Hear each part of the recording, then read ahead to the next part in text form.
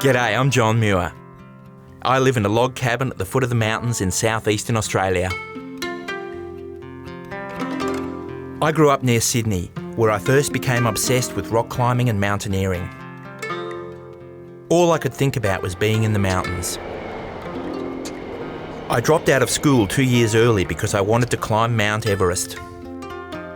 11 years later, I fulfilled my boyhood dream and stood on the summit alone. I said, "Yeah, it's Jon." And he said, "Where are you?" And I said, "I'm on the top." And he said, "What?" I said, "I'm on the summit." And he said, "You're on the summit?" I said, "Yeah, I'm on the top." He's a remarkable rock climber. He's a very strong mountaineer. He's obviously very disciplined in mind. Not just focused, but kind of a rod of iron and discipline in his head. I've skied with Jon to both the North Pole and the South Pole, and I would describe him as a man with immense physical power, stamina and strength. He's incredibly calm in the face of adversity.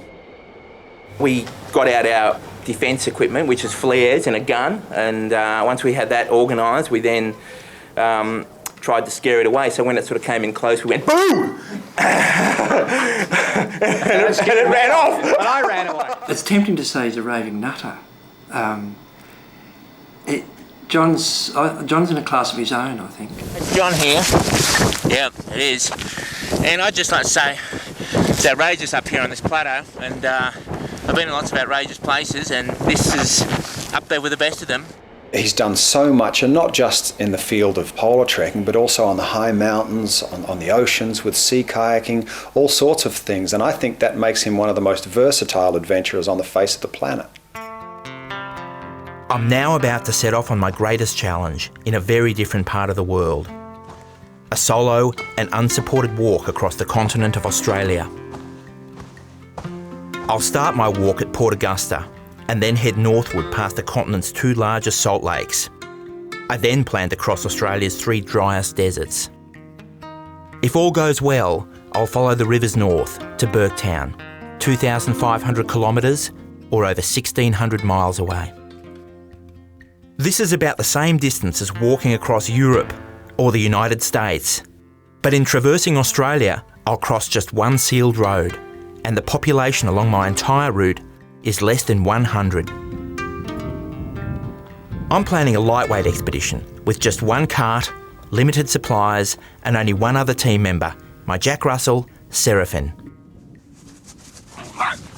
This trip has been 14 years in the planning. This will be my 4th attempt and Seraphine's 2nd.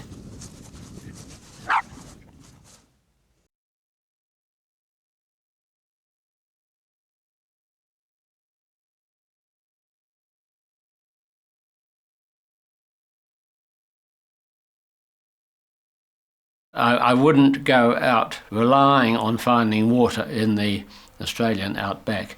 To go out and think that you were going to find water when you wanted it is really a most trusting attitude that I've come across, and I would never have dared to have done that.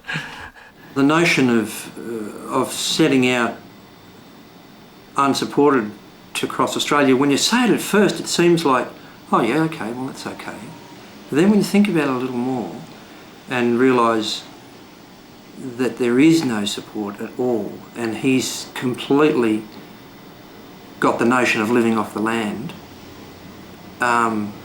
across desert after desert on his own, it's pretty daunting. Walden bat Matilda, you better come and Walden bat Matilda, langa me. Him been singing out inside langa billabong. You better come and Walden bat Matilda, langa me.